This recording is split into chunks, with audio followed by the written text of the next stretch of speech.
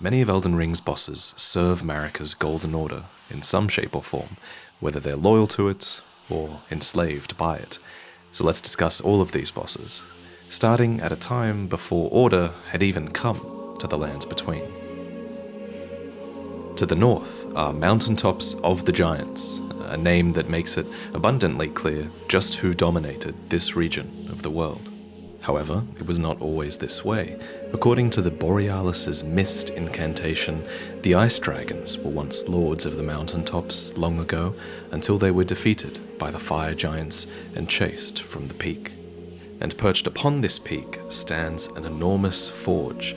Interestingly, the chain rings of this forge depict dragons, which might be a reference to the dragons that once dwelt here, and while I don't think we can say for sure who built this forge, the art of smithing is said to have originated among the giants, and the craft was even once considered divine. So, it seems likely that at the very least, they made good use of this fire. Sparks from this forge would fall down and fertilize the smoldering flowers that bloomed upon the mountaintops, and it seems like it was a pretty crucial part of life in this region. The most ancient giants here were called Fire Giants, and according to the Burn O' Flame incantation, they have long held a solitary curse to serve as keepers of the flame for eternity. Now, traditionally in From Software games, curses are the domain of the gods, and indeed, the Fire Giants are cited to have borrowed power from one such god, who is represented here by a single large red eye. This god is called a god of the flame, and it's believed to be able to inhabit fire itself, as well as the bodies of the Fire Giants who worshipped it. The giants shared borders with the astrologers, who, according to their legendary Sword of Night and Flame, established themselves in the mountaintops and considered the Fire Giants their neighbors. The relationship here is implied to be friendly, even collaborative, maybe, as the sword does combine the power of both flame and the power of the primeval current that's glimpsed within the night sky. The sword would go on to become a treasure of the Carrion royal family, and the Carrions themselves are likely descendants of the astrologers. Generations later, these Carrion royals would call upon their old giant allies for aid, but we'll get to that in a moment. The Fire Giants also had another neighbor, with whom relations were not so amicable. Further down the mountains, just past the Forbidden Lands, roamed the Knights of Zamor. According to their armor, these long-lived warriors, clad in biting, freezing winds, are said to have been the mortal enemies of the Fire Giants since time immemorial. According to their weaponry, these beings were devoted to winter itself, and had weapons styled after icy winds and bodies that were cloaked in swirling ice storms. It makes good sense that such cold beings would be natural mortal enemies of the Fire Giants, and they commonly did challenge their larger rivals. But it seems like their true chance came when Queen Marika waged war against the Fire Giants, and the Knights of Zamor gladly joined her offensive. They earned great renown amongst the Order of the Erdtree, and many ancient heroes of Zamor became hailed as heroes, as the Fire Giants were largely wiped from the face of the earth after this war. Now, up until now, I've resisted calling the Giants evil, but the reality is that in pretty much every item description, their god is described as a fell god, and the Giants' flame is a flame of ruin. And to be fair, their god doesn't seem like a super nice guy. I mean, it only really opens its eye when the Fire Giant boss sacrifices a leg, which is pretty metal. But I'm sort of giving them the benefit of the doubt because I think it's pretty clear who's writing the history about this fell god here. The many mentions of this god as evil clearly come about because fire itself was just this extremely taboo topic during Marika's Age of the Erdtree. And it's not just Giant's Flame items that mention this. Fire in general was prohibited to those who served the Erdtree, which was a pretty smart defensive measure, especially considering that many rival outer gods also have a flame of their own. The Formless Mother has Blood Flame, the Three Fingers have Frenzied Flame, the outer god of Death has Ghost Flame, but Giant's Flame in particular was capable of burning the Erdtree, and that is a fact that clearly inspired the inevitable war with the Giants. So the Giants were deemed mortal enemies of the Erdtree, and they allegedly desolated nature, triggered avalanches, and whipped up storms of flame with their roars. Clearly those who served the Erdtree were afraid, and perhaps rightfully so. And so, led by Lord Godfrey, the forces of the Erdtree went to war. The Fire Giants borrowed from the power of the Fell God to fight against the Erdtree, but were defeated nonetheless. According to the Burn O' Flame incantation, this released the Fire Giants from their curse to serve as keepers of the flame, all except one, who the Fell God still hides within. And upon realizing that the Giant's flame would never die, Marika left this last giant alive, knowing it was bound to protect the flame for all eternity, and thus leaving it cursed to protect the flame from someone like us. In addition to the Knights of Zamor, many lesser giants were also roped into the war against the Fire Giants. These lesser giants are called Trolls, and are confirmed to be a race that is descended from the Giants. This relationship is clearer at the mountaintops, where the Trolls here still cast Giant's Flame incantations. Troll hammers were even once used as ancient ceremonial smithing tools. Thus it seems evident that the Trolls and the Fire Giants coexisted for a time, and then fell further and further apart. Because while some Trolls are assumedly still Fire Giants at heart, many now are not. In fact, at the heart of most Trolls is nothing. There's this suspicious hollow here, almost as if something has been ripped out of their torso. And when you consider what's upon the torso of the last remaining Fire Giant, the truth becomes pretty clear, right? Every single Troll is now missing that giant eye of their outer god. And if you manage to look really closely here at a Troll, we realize that in its place is this strange stone tablet that is held in place by what look like roots. As pointed out by Quelaag, these rooted tablets are very reminiscent of the rooted shackles that were created to bind the Omen twins, Mohg and Morgoth, which might suggest that the Trolls are also being shackled or suppressed by Marika in some way. This is just speculation, of course, but Marika does have this suspicious set of stone tablets in her chambers, and I think it's a good theory, for sure. A sword gravestone in the mountaintops elaborates further on the Trolls' role in the War of the Giants. Here, champions battled, and allegedly, the Trolls betrayed. But what was the nature of this betrayal? Did these lesser giants resent their larger kin? Or did Marika force this betrayal in some way with the stone shackles? I think that's largely up to you guys. But whatever the case, nowadays the Trolls are said to have lost their minds and are inseparable from the weight of their rusty swords, which have long since lost any trace of gold. So whether they carry coffins or mine down at the bedrock of the earth, their sad state brings to mind enslavement now, more than anything else. That said, some Trolls do seem to have a little bit more dignity, and these are the ones that fought against the Erdtree later on. These were the enchanted Troll Knights, deemed comrades of the young Renala, and they were called into service when the Queen invoked an oath that they swore long ago. As mentioned earlier, the Trolls go way back to when the Fire Giants and the Astrologers were still neighbors, and back then it seems, for whatever reason, they swore an oath to the Astrologers. And later, when the Carians went to war against the Erdtree, I assume, the Trolls were finally called into that service to be treated as true knights of Caria, wielding swords embedded with blue glintstone and summoning enormous glint blades. They fought arm in arm with their long-lost human comrades. Iji is another such example of that relationship, by the way.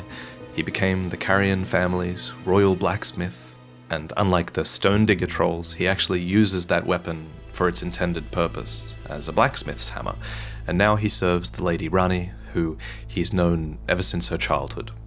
Next, I want to talk about the Knights' Cavalry. These recurring bosses wander the dim roads at night, and were once led by the Fell Omen. Now, this description specifically references Margit's title as the Fell Omen, not Morgoth's title as the Omen King, and I think this is important because Margit represents this undercover extension of Morgoth, who scouts further out in the world and takes out champions who approach all the way from Stormvale Castle. Morgoth's big role in the story is that he's a stout defender of the Erdtree who wouldn't dare betray the Golden Order. He calls all the other demigods willful traitors all, simply for fighting over the great runes of the Elden Ring. Even Radahn, who has a lot of signs of being quite loyal to the Golden Order, is called a traitor, simply because he fights at one stage another character who has a great rune. You can even see Morgoth in one of these opening cutscene cinematics leaping onto what looks like Radahn, and managing to even get an attack off on one of the mightiest of the demigods. Actually, a channel named Smotown has a really good little video discussing whether this is indeed Radahn, and I'd highly recommend you go and check that out. Anyway, my point is, the Knights' Cavalry seem to fulfill a similar role to Margit. According to their armor, they were deliverers of death for great warriors, knights, and champions. Simple as that. No motive is listed, except that they have a reputation for taking out the greatest warriors of the world. And that makes sense that that would be their aim, because only the strongest can acquire 2 great runes and approach the Erdtree, so it's almost as if strength itself must be stifled so that Morgoth's failing order might be maintained. As for why Margit defends Stormvale, I like to think that he's fighting here because he recognizes that Godric is the weakest of the demigods, who yet remains, so he's bolstering his strength in that sense and trying to maintain this unsteady stalemate. Having a strong defense is essentially the guiding principle of those who serve the Erdtree, especially as you get closer to the capital. There are numerous examples of this. The soldiers of Leyndell fight their battles defensively. The knights of Leyndell always put their shield before the sword, and Leyndell itself, the city, is built to withstand siege, with layers and layers of defensive measures built in.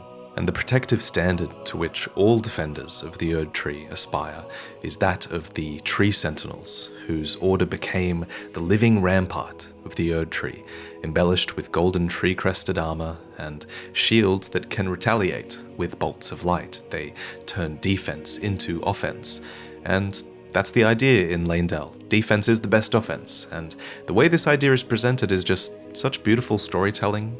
So many characters in other areas of the Lands Between long to return to the blessed land of the Erdtree, and even for you it's this goal that looms over you the entire game. So the path is designed to repel everyone getting close. You know, the highway through Leonia has fallen apart, so you need to take this secret, waterlogged route up through the mountain. This was my favorite part of the game, by the way, finding this secret path through the mountains and infiltrating the Altus Plateau. And then when you finally get there, there are countless ballista and golem archers, and they're all positioned facing outwards. And finally, you even find a side entrance to Leyndell, and that is even guarded by a tree sentinel. And it's not just any tree sentinel. This one is actually a draconic tree sentinel, which is kind of different. This variant of sentinels arose after the ancient dragons attacked Leyndell in its history, and we talk more about this event in the video about the demigods. But in the end, the ancient dragons were befriended, and worship of the ancient dragons was deemed acceptable alongside belief in the Erdtree.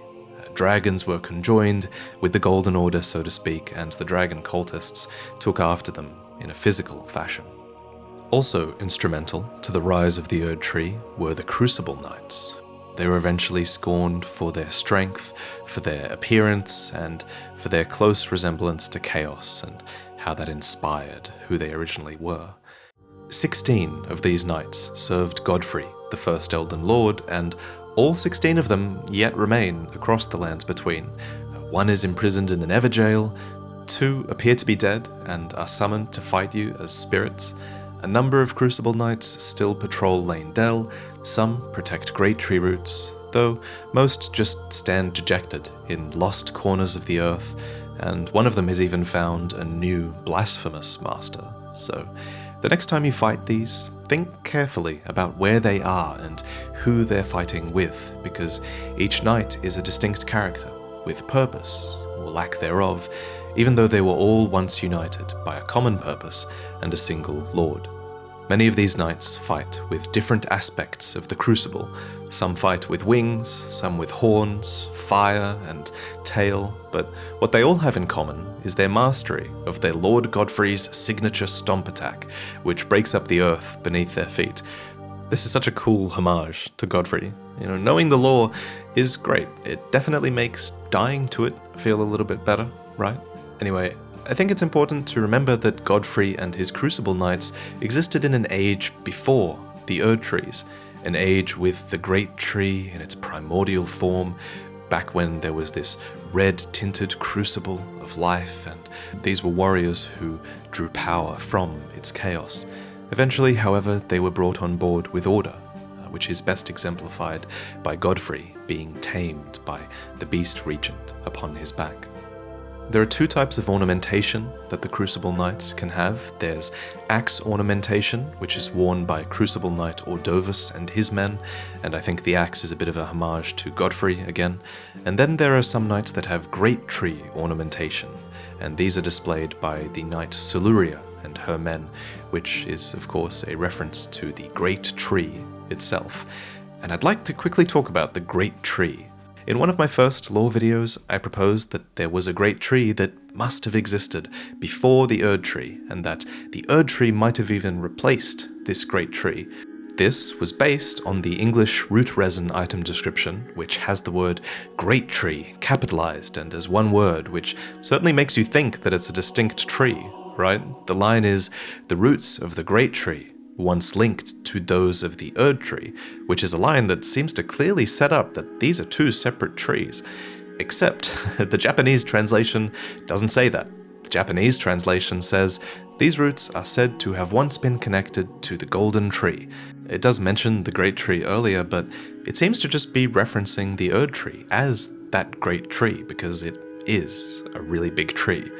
Some people have taken this to mean that there was no Great Tree before the Erdtree, and while that's certainly possible, I do think it's still fair to argue that a Great Tree existed before the Erdtree. For one, many of the Crucible Knight items reference a primordial form of the Erdtree, and they have ornamentation and history that is based on this primordial holiness that is not the holiness of the Erdtree. So calling it a Great Tree might just be referencing that tree. And secondly, Soluria defends a giant tree in the Deeproot Depths. It's one that has this hollowed out entrance that is reminiscent of the entrance at the Erdtree as well, so maybe there's something here. I just kind of wanted to set that straight for now.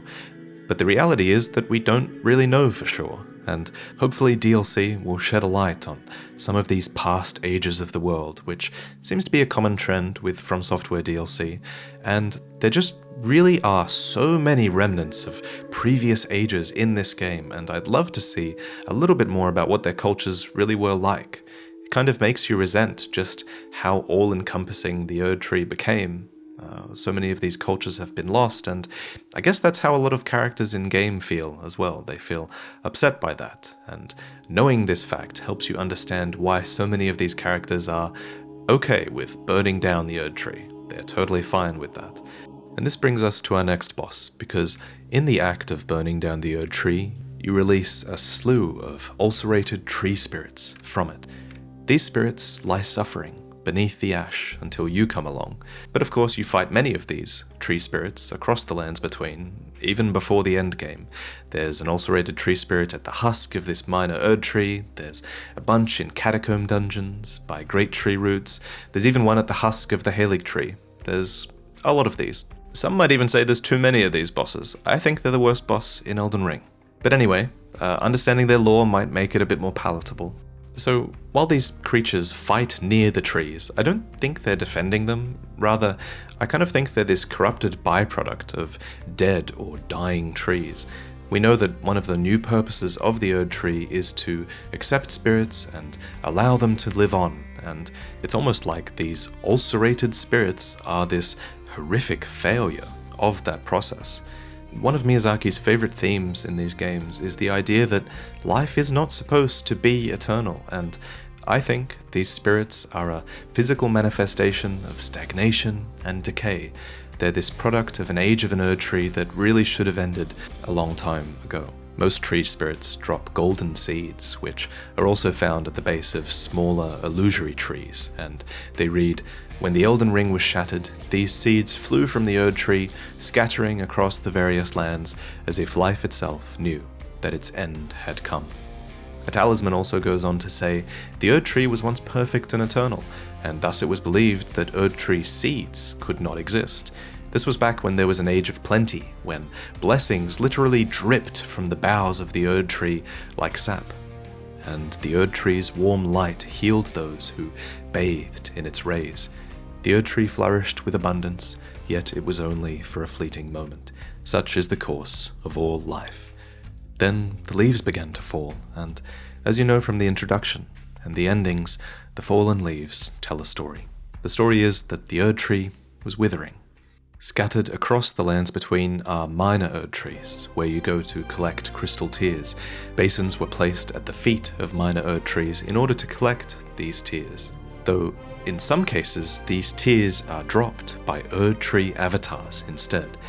When the Elden Ring was shattered, the Avatars emerged, wielding ceremonial staffs that depict the Erdtree in its historic radiance. These creatures are the will of the dying Erdtree, made manifest, I think. They are literally part tree, after all, and they fight desperately to protect the minor Erdtrees, which are the offspring of the withering Erdtree itself. Some avatars, placed in Caelid and Miquella's Haligtree, are rotten avatars, and they even have this uniquely designed staff that festers with rot, just as they do. Remember that Haligtree is also an emulation of the Erdtree, so it makes sense that it has its own avatars as well. And they fight on, because to many of these creatures, any Erdtree, whether it's minor or a copy or doomed, is something worth protecting. So, if you've made it all the way to the end of this video, then chances are you love this kind of long-form content, so an Audible subscription might also be just right for you. Sign up at audible.com/VartyVidya or text VartyVidya to 500 and you'll get a free credit for the first month and then again for every paid month thereafter. But this time, I'd recommend you spend that credit on The Sandman, which might be just one of the most unique audiobooks that you've ever listened to. It has its own cast of voice actors, including the author, Neil Gaiman himself, who narrates, as well as sound effects and music. It's an incredible introduction to the story that a lot of people are talking about right now. Have a listen and see what I mean. The year was 1916. Roderick Burgess conceived a plan. In my power, He would capture death. Did Burgess know what he had got? damn you, you are death. At last, finally, I am free. So, if you'd like access to this or to thousands of other audiobooks or podcasts, then visit audible.com/VartyVidya or text VartyVidya to 500. Thank you to Audible for sponsoring this video, and thank you for watching.